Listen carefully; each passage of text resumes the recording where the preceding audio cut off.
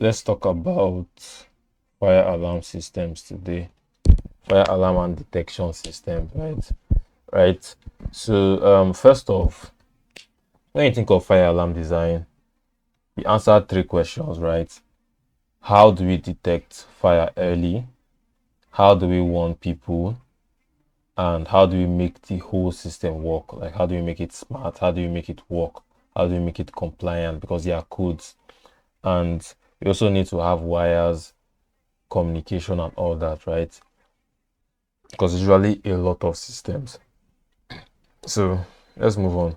So now to answer this first question, we use initiating devices, which we'll talk about now. Now we can call them sensors of the system because they sense, right? If they don't detect, if they don't work properly, nothing else matters, right? So it's when they detect that they initiate, like that there is a sign of danger or whatever, right?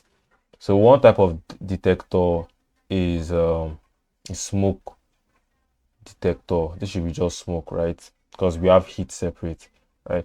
We have a smoke detector, and how does it work? It works by detecting visible smoke, and it works best for. It is the most commonly used, by the way, and it works best for offices, classroom, basic places, right? Then next we have and the type of okay, smoke detectors, there are different types, right? So there's the photoelectric, like as the name implies, it uses light, right? And it's also electric. So it detects smoke smoke particles, right? Next, we talk about the duct smoke detector. This one is usually installed in HVAC ducts, right? And it shuts down AHU to prevent smoke spread. So I mean, like our system design, this fire alarm system design, we are not really going to talk about this duct smoke detector a lot. It's mostly that photoelectric detector, right? So I would like you to do your personal research on the requirements and the applications of this duct smoke detector. But in summary, this is what it is about, right? So next, and it's usually required when you're using an AHU, air handling unit, that is providing greater than 2000 CFM, right? So according to NFPA 90A. So you may not know it, or it's not something that is easily um, deduced, but um, air systems usually have something to do with fires, right? So it could take shutting down of the air system to like control or stop a fire, or it could take it being on to propagate the fire or to distribute smoke across all the supply registers, right? So that is why AHU actually plays a very basic role, right? A very important role rather. So next, I have to talk about beam detectors. We won't talk about this one much, but this one is like it's another type that is usually used for long distances. So it covers a larger area, and such as warehouses, atriums. Atrium is a kind of high ceiling. Then we have mosques and prayer halls, right? So this one is really cost effective because it's fewer is needed for like the same ceiling size, right? Being that one covers a longer distance.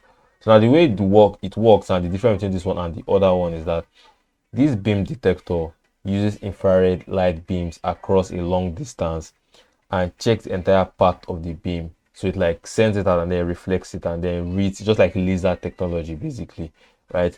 On the other hand, a point detector checks only the air around itself and covers a small bubble of space, right? So just that's why usually this one you require to have more, right? As opposed to beam detector, which is more effective, which will mean more expensive, right? And usually for higher ceilings where the demand or smoke is you need like more efficient systems.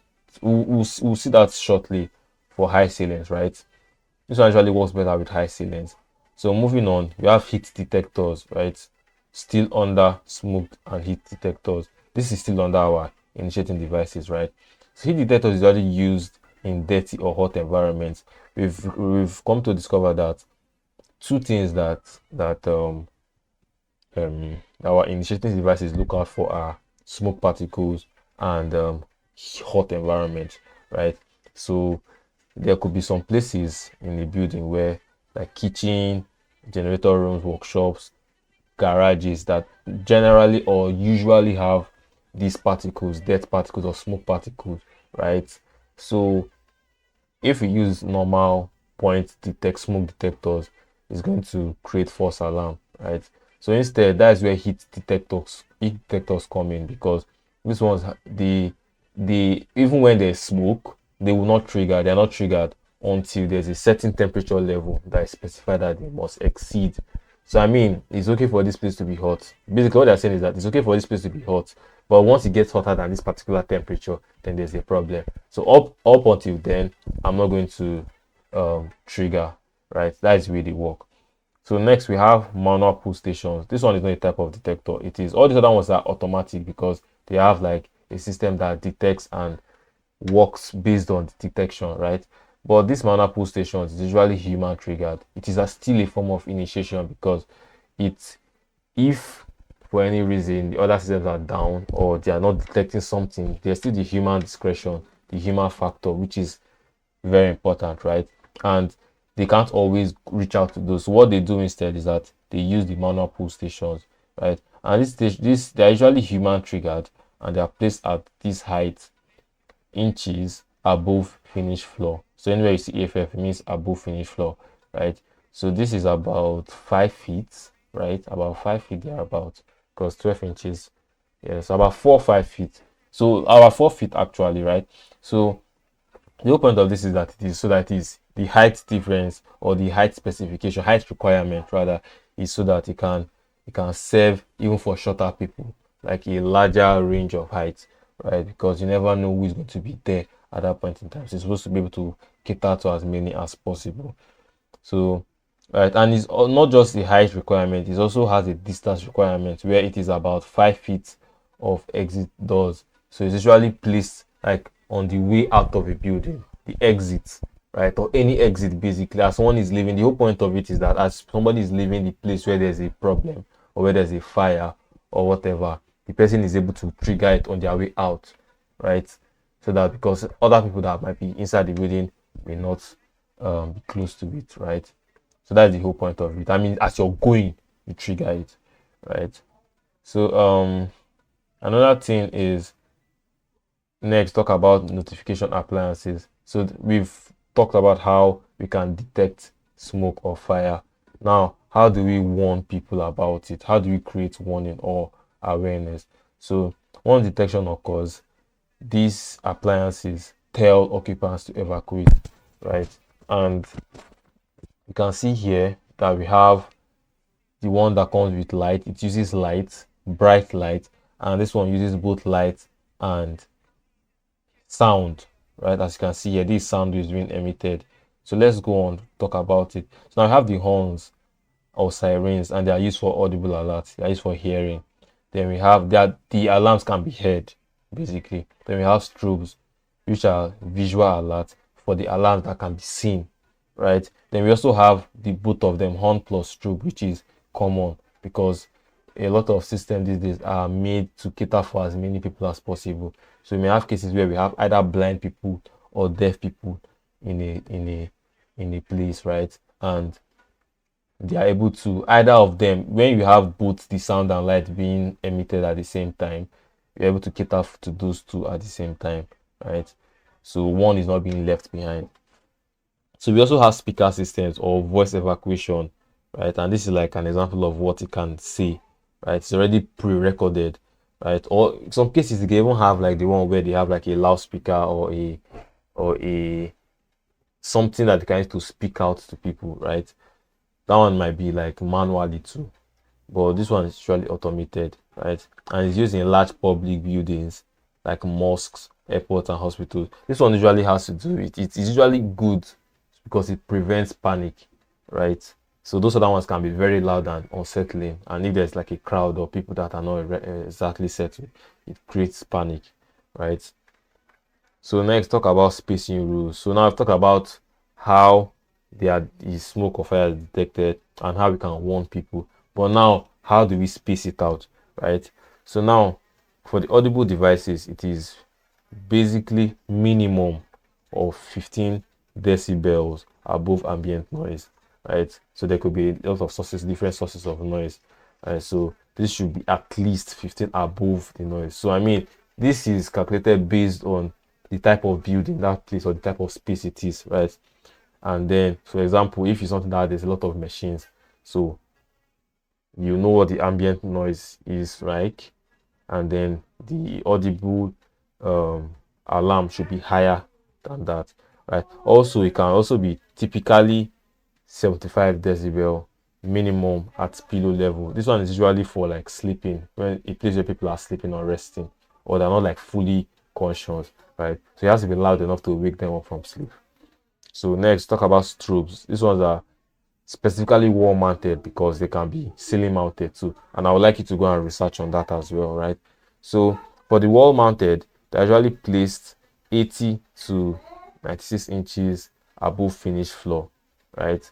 And this means that placed as high as possible. Unlike the other one, the manual pull switcher is placed as low as possible, but this one is as high as possible so that it can be seen from any distance, right? And then 15 to 30 feet spacing, that is from one to the next, right? Should be about 15 to 30 feet based on depending on the candela rating. So I would like you to read further on this. Any text I highlight in red, I want you to read further on it because there's some information that I did not provide because I didn't want to take up so much time, right? So please read up on that. And then it's typically one per room, right? Because each room has its own warning system, basically. So now in corridors, it is usually placed one every 100 feet approximately, or at every change in direction, right? We'll talk about that when we look at our first project, right? So occupancy classification.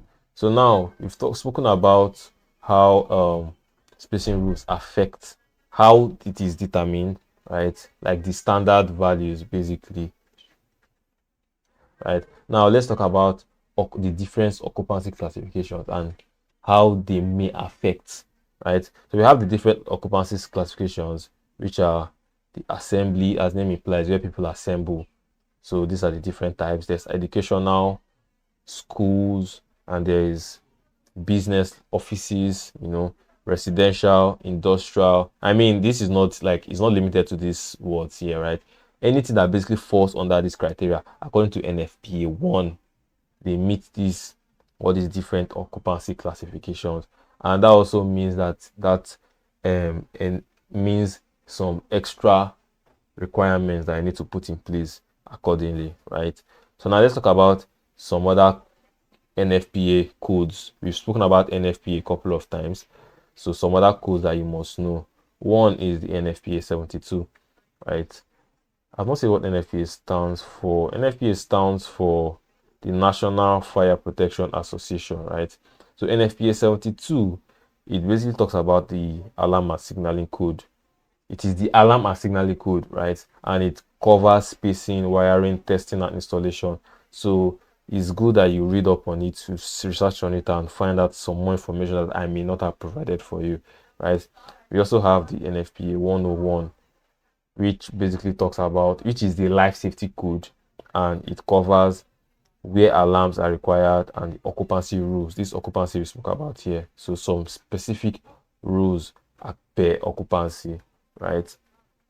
So we are going to hear a lot about life safety because it is closely related to fire alarm, right?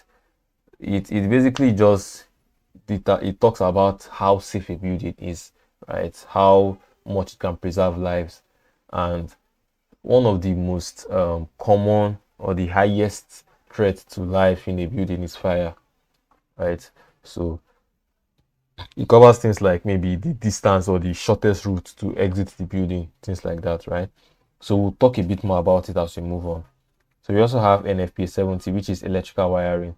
So this fire alarm system has some intersection or areas of intersection with electricity, electrical wiring, basically. So it's good to understand how wiring works to be able to, marry the two.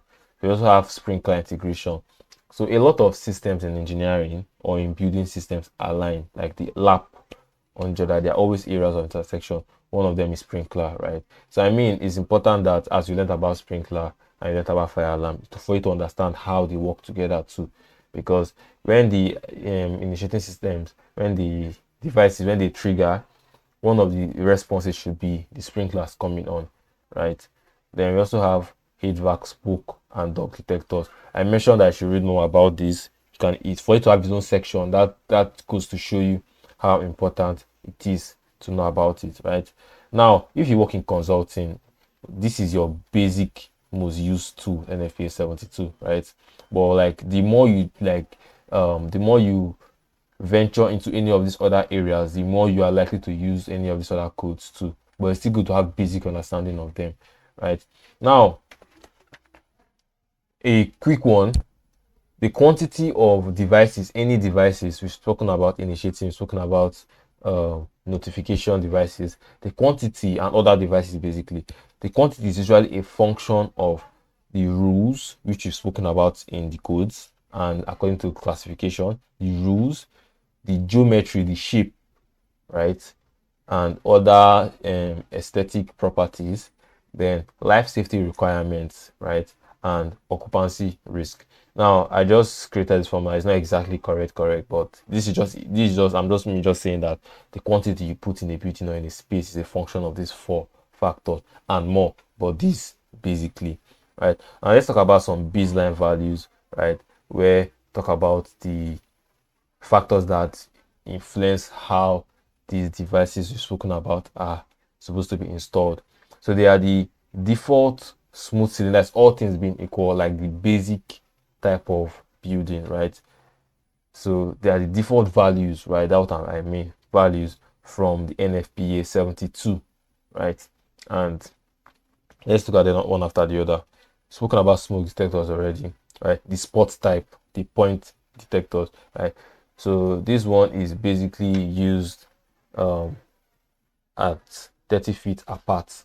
So when you have one, the next one should be 30 feet away.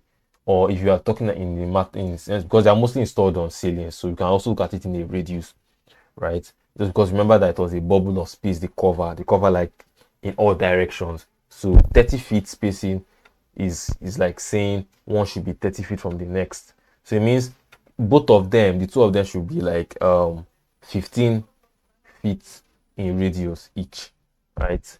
15 feet in radius each. And that means 15 feet in radius and 30 feet in circumference. So not circumference, in diameter, such that when this one stretches 15 feet to one side and 15 feet the other side, that means a total of 30 feet in diameter, right? So the next one, it intersects with it, obviously, just like how we had radiuses in sprinklers for sprinklers. So then also the maximum from a wall, right, should be 15 feet. So this is basically saying that it should be like that full circle that each of them forms. When you are close to a wall, it should be at least a semicircle, right? So that's the max it should be from the wall. It shouldn't be more than that. That's the farthest away from the wall it should be, right? And these are like the basic standard values.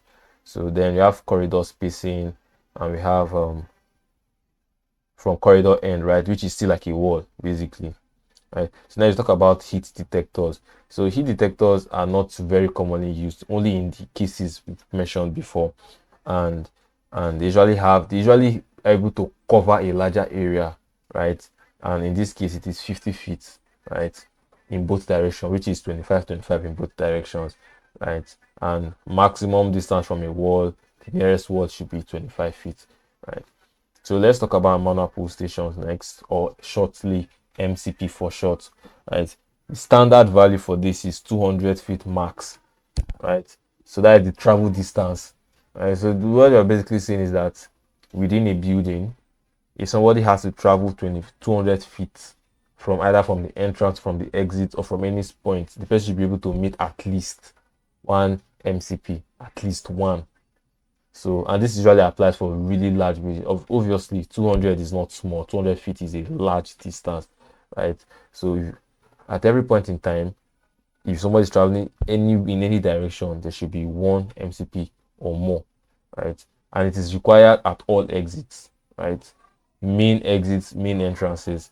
Then we've already spoken about this before. The mount height should be 42 to 48 inches above finished floor, right? Then let's talk about notification appliances, which is the horn or speaker. This is the audible device, right? And this one should be, we've spoken about this 15 decibel above ambient or 75 decibel decibel sleeping for sleeping people. Then the spacing is also about 20 to 30 feet grid, right? So the distance from one to the next, right? So next talk about strobes or wall mount, right? Strobes, wall mounted strobes, right? They are also ceiling mounted, but let's talk about wall mounted, right? Oh, this is what I wanted to research on, but let's just talk about it. So basically, 15 CD usually covers about 20 to 20, like an area of 30 to 20, right? So that is 10 in each direction, right? Then, or 20 in one forward direction, right? Then there is 30 CD, which is candela, right? And it covers 30 by 30, so on and so forth. So this is basically just saying, like, if you have a room that is about this size, this area, this is the size of, or this is the rating of the light. The candela is just a way of measuring light intensity, right? That should be in that space, because the whole point, the strobe should be visible from a distance, right? And should be able to like call attention, right?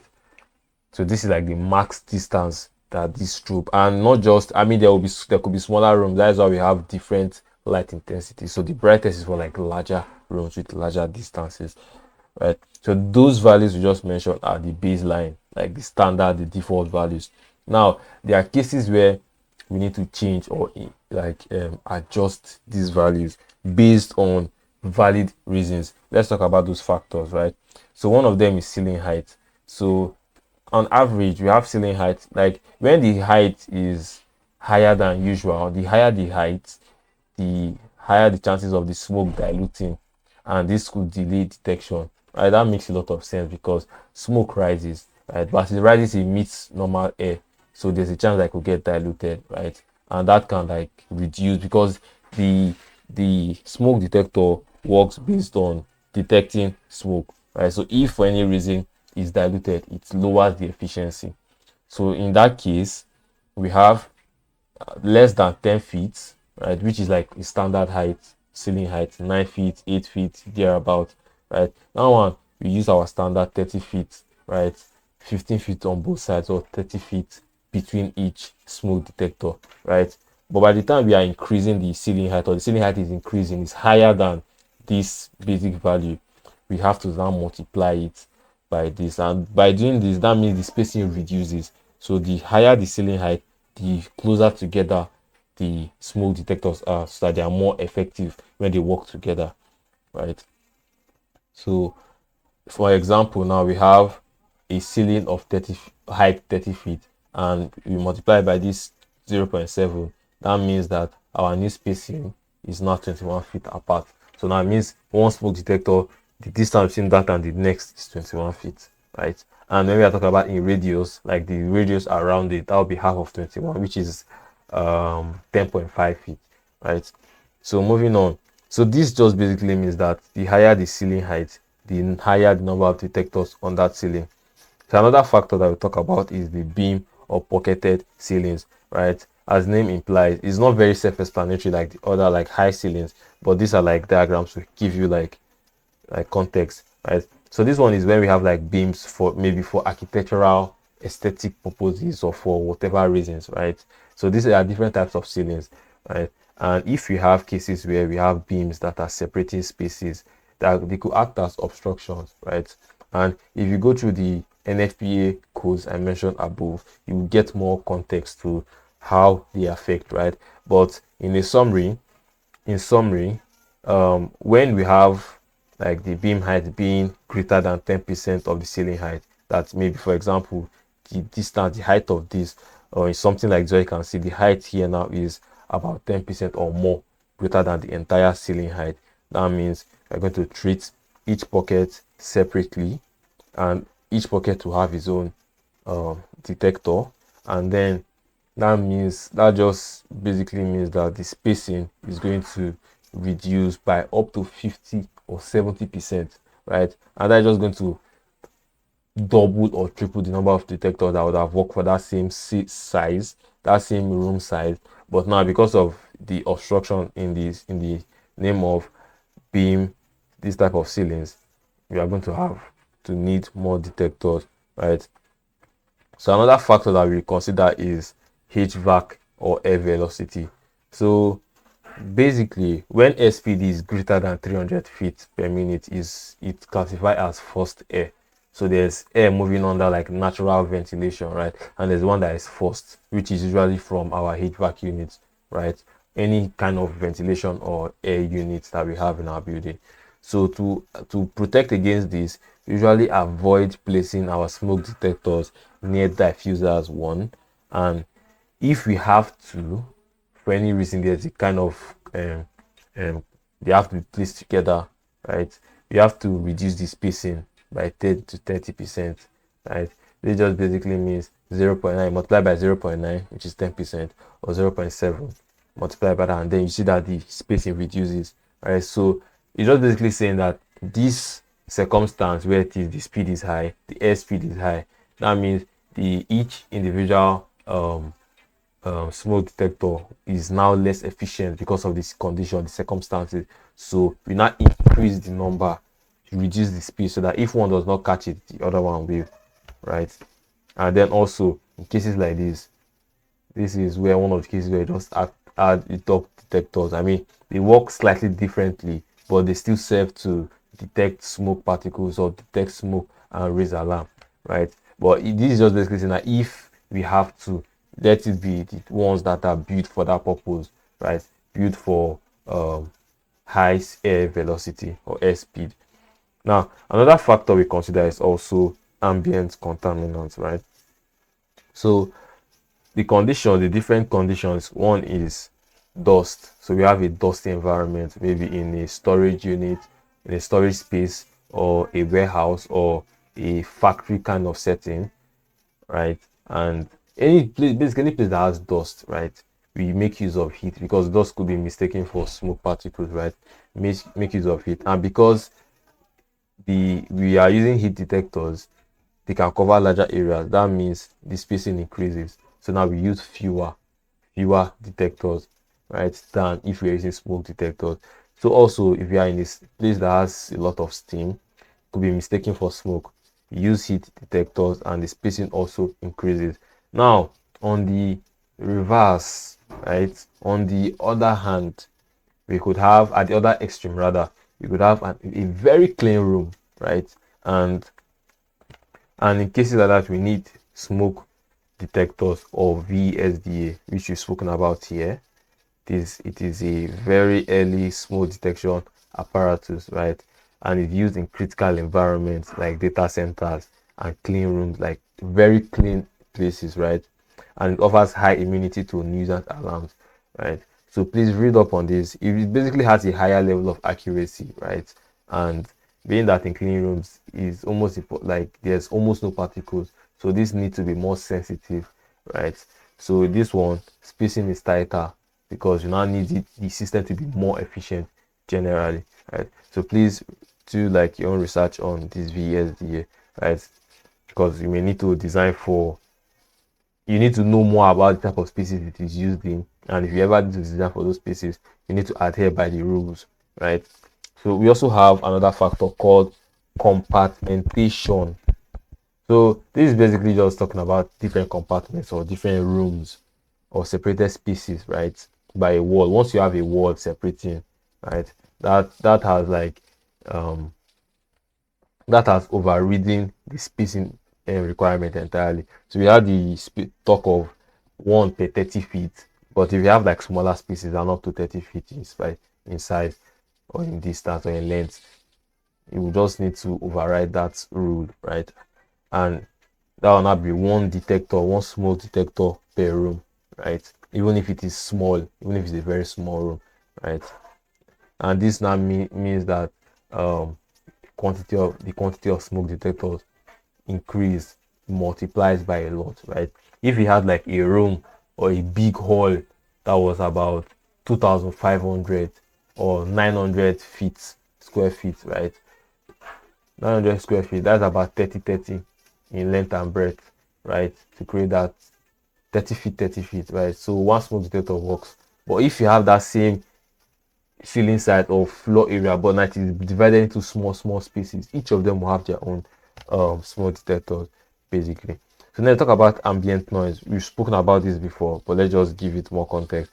So now if the noise is 85, right? This is just example, right? It means you require 100 dB, which is 15 decibels above ambient, right? So also for these, we would require higher candela, which is higher light, like brighter light, and that's for the strobes, the warning devices. Then we also require more appliances and closer spacing. So remember that this is for ambient noise, right? So for ambient noise, you know that when there's a lot of noise in a place, right? I don't know if you've ever had an experience whereby you hear something and then you take off your glasses or you wear your glasses to hear better. So some of the senses, human senses, are like related, right? Where you can only focus on one at a time. So, right, if there's so much noise, you still need to like have more higher, like this higher candela just basically means that you need to have higher light to call your attention, because the higher noise could distract you and lower candela or lower brightness might not work as effectively. So you need something that's going to like really elevate you out of that distraction. Then more appliances, because if one is sounding the alarm, the noise can still overwhelm it, right? If the noise is too high. But if you have multiple or more appliances, that way the warning is more than the ambient noise, right? Then closer spacing, because as expected, just basically makes the system more efficient, right? So now let's talk about how occupancy, the type of occupancy affects the factors, how it affects how we, the requirements that we formally talked about. So in an assembly space, like a assembly is basically where people are gathered, right? And sometimes they have high ceilings too. So there are some things that we consider. So these things are like the occupant load, the chances of panic, and then large open volume, which is mostly due to larger spaces and higher ceilings, right? So what this requires is full smoke detection. So this one, no stones left unturned, no loose strings. So you don't you instead of, in cases like this, instead of over designing, instead of under designing, over design, right? So MCP at every exit, we've spoken about this before, which is the manual call point. Then we also have voice evacuation to reduce the risk of panicking, because if you just have alarms going off, you're going to like create some panic. But if you have a voice, just one voice calmly telling you, that can help to like calm the environment, right? And this is really required in spaces like this. Then we have more strobes, more um, warning devices, basically, right? So yeah, another type of occupancy is the educational. So the main factors that this one has are the children. This one usually consists of children, many rooms or compartments, and then you have corridor travel. So you discover that there are some extra rules that we need to pay attention to, like these rooms now and this corridor now. You need to ensure that they are designed to 100% accuracy, right? So we can't like let any pages unturned, right? So one detector, which is usual per space. But the thing is that there are some spaces that if the occupancy is different, you may decide to skip that space. But in an occupancy like this, you can't skip any space, right? So as far as that place classifies as education, right, you have to put in one, right? Unnegotiable. Then corridor spacing is strict. That's 1 per 30 feet strict. Then labs use heat too. So this is like, schools usually have labs, and this is like a high hazard level or high hazard kind of space, right? So we need to observe that, and that should inform our decision on how best to space and locate, and the quantity of devices we put in that space, right? So pretty much summarizing it, one detector per 600 to 800 square foot, right? typically higher than office, slightly higher than offices, because you need to pay more attention to a place that has children, right? Now, let's talk about offices, right? Which is basically in business um, um, occupancy, right? This one has moderate risk because you're not dealing with children anymore. So, and then we also have fewer people per space because it's not a classroom, right? And we have, and these people, being that they're adults, they are more likely to adhere to instructions, have lower panic, and have use their own discretion, right? So that is why in this case you have like a bit more liberty in designing. So in this one you see that we have 900 square feet per smoke detector. So this basically means you don't fewer detectors, right? So yeah, moving on, we have residential. Now the aspects of residential that makes it stand out are the fact that it has sleeping occupants and slower response, right? So you may imagine if the alarm goes off at night or goes off at the time where nobody is really like active. Home is a place to relax, right? So we need to like design accordingly. And what this would mean is that it is required one smoke detector per bedroom despite the size, right? And all other things that we need to. But basically, the whole point of all these drivers we are pointing out is for you as a designer, the engineer, to design accordingly, right? There are some things that are standard and make you okay because of this. I need to put this. So this sleeping occupants, for example, now would mean we need to put alarms that are loud enough to wake them up, right? So let's talk about industrial buildings or occupancy. As you can see here, this one usually has dust, fumes, noise, high ceilings. So you're already seeing that this is already pointing out like in a certain direction, right? So we need more heat detectors. Normally it's having 2.5, but we see that it has been reduced a little because the space needs higher efficiency, right? Higher sensitivity, right? So, and then loud horns too.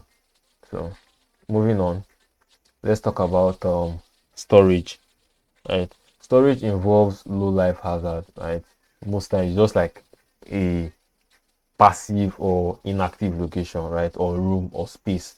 And detection, sometimes you don't put detectors there, right? Because there's almost nothing going on there, right? But now if you are using, you make use of heat or just minimal devices, right? So let's talk about healthcare. Healthcare is the most stringent, like is the one that requires the most level of patience and the most level of carefulness when designing, right? You can't, there's a lot of things you can't let slide in designing for healthcare because slow response from occupants and it's also a quiet environment also. So these are things I have to take into consideration. And also, this one has the highest of impact. If for any reason there's a fire outbreak in the hospital, you don't have the highest impact because there's a lot of people that cannot move on their own. So there has to be like very stringent design needs, right? So smoke detector almost everywhere. In other occupants where you could have skipped some places, you put it everywhere here, and you also put in voice evacuation to lower the panic, right? The risk of panic. Then in this case, the spacing which was normally 30 feet is now reduced to 20 to 25 so that the system is overall more efficient, more speakers, right? And at the end of the day, this just basically means that healthcare units usually have the highest number of device counts for the same floor area, right? So this is how the occupancy types are influencing some of the decisions, right? So now I've spoken about life safety, right? So fire alarm just directly involves fire, right? But life safety is another system that is often has the area intersection, right? And this introduces some extra devices, right? And this is a summary, right? Take your time and read through them. It's a summary. So the medical kit is basically first aid box, and if you think about it, it's actually needed in such a design, right? So these are like the secondary devices that you add on top the basic initiation and notification, right? So this is usually one per occupancy load, that is per space type, and the location rule for this is accessible. That the medical kit must be accessible, right? So yeah, okay. So for medical kits, we have like the quantity we put is usually based on the occupancy load, which is spoken here. Then the hazard level, right? What are the chances of hazard in that space, right? That also determines the closeness, how close and how the quantity you put in that space, and also the entire floor area. So we have like on average about one first aid kit per floor on a as a minimum, and then um if you have like occupants, 50 to 100 occupants need at least every 50 to 100 occupants in the building requires one extra uh, um, minimum in terms of first aid kit, right? And this is for office or light hazard too. So that means as the hazard increases, the number of boxes, first aid boxes increases, right? So then we also need to have additional kits, spare or backup in like the mechanical rooms, the laboratories, areas of high hazard, basically, right? And another thing now to take note of is the location, how it is located. So one, it should be easily accessible and it should not be locked, right? Then it should be near high risk areas, which we've spoken about previously. Clearly marked so somebody can easily identify. And then you also have to take note of how the height requirements also, right? So now let's talk about fire extinguisher, right? This one is basically a maximum of 7 feet, 75 feet travel, right? Like by the time somebody travels 75 feet, person must find one fire extinguisher, right? There are also different types of fire extinguisher depending on the hazard level, right?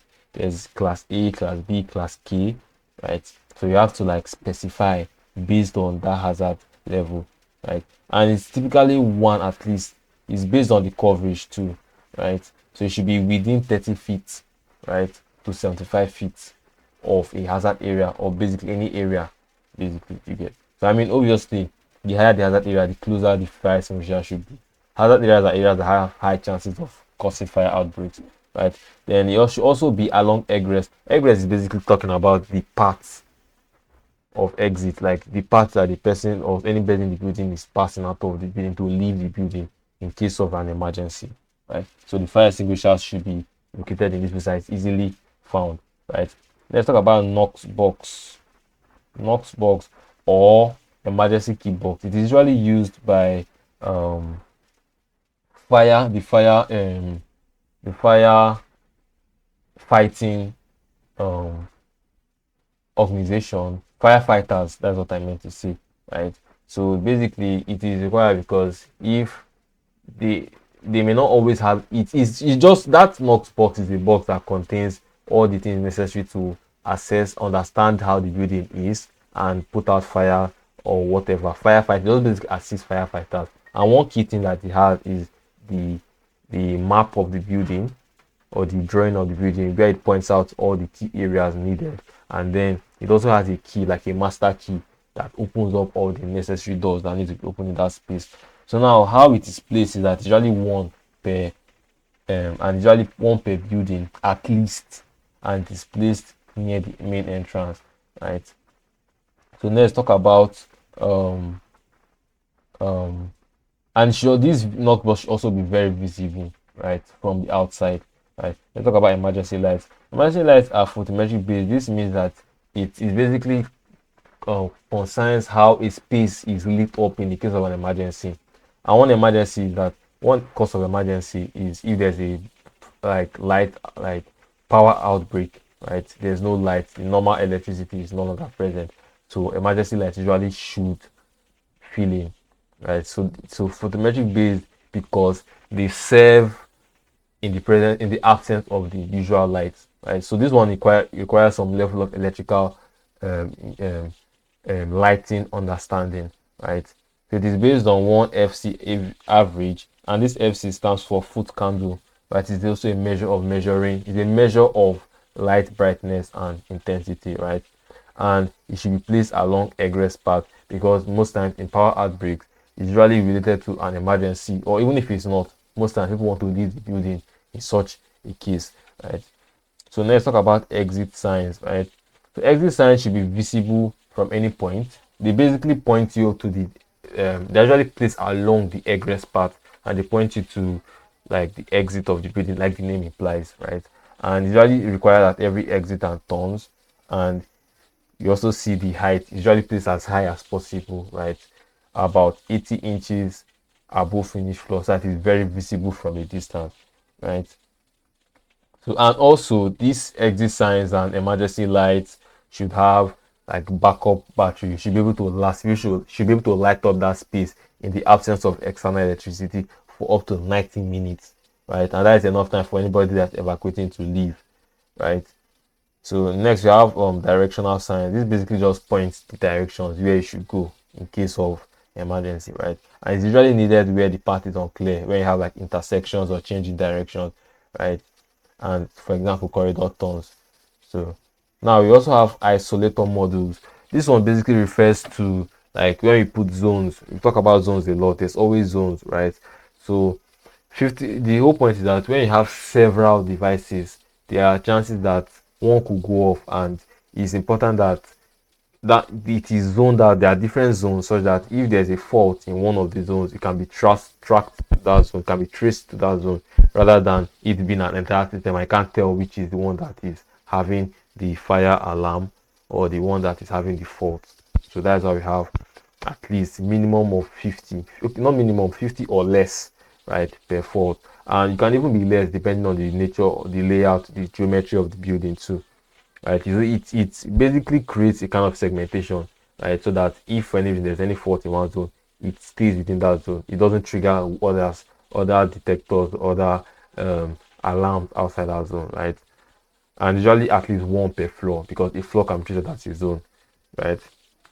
So next, let's talk about panels and wiring. So this basically is going to tell us um we've talking about all the devices. Now let's start to bring them together. How are they connected? That's where panels come in, right? So the panel is the brain of the system, right? It communicates and then activates whatever needs to be activated. Controls also is a very it should be a smart system, right? So it makes decision based on available information, right? And also supervises how everything works, right? So everything is connected back to it, right? So it is usually in a readily accessible location, which could be near the main entrance, and also in a protected environment, because it shouldn't be tampered with by any natural or external factors whatsoever. Then we also have the annunciator panel, which is a remote window. It is like it is usually used where we have a large building, right? Cases where we don't have the FACP like visible from the main entrance. For example, just like how we have mechanical rooms, there are some buildings that because of the size of the building, there's like a dedicated room for the fire. They are usually called the fire command center, right? So and if for any reason it is not able to be placed at the entrance as it should be, this annunciator panel is a way to connect to it. So this one is placed where it is visible, and it connects back to the main FACP, the main fire alarm control panel, right? So please do more research on this, as there's more to it in case you need to design for like a larger. You see that it's usually for large buildings, multi-story buildings, or high-rise buildings, right? So let's talk about the we talk about the two types. Now let's talk about the categories, right? We have conventional, which are like old, right? So this one basically deal with zones only. We've talking about zones already.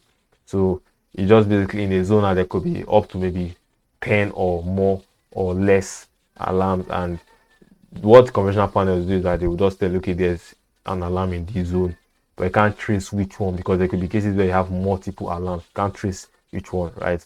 And this one is cheaper, but it's less precise because you can't really trace to the each alarm. Then we also have addressable panels, which is what I advise to use. It is modern, and each device has an ID. So when one goes off, you can trace back from the panel that this is the one that has gone off, right? So it helps for easier troubleshooting. And if the firefighting service has to come in to save, it helps for easier tracking or tracing, right? And basically it is the more efficient one. So choose it always, right? So now I'll talk about wiring next.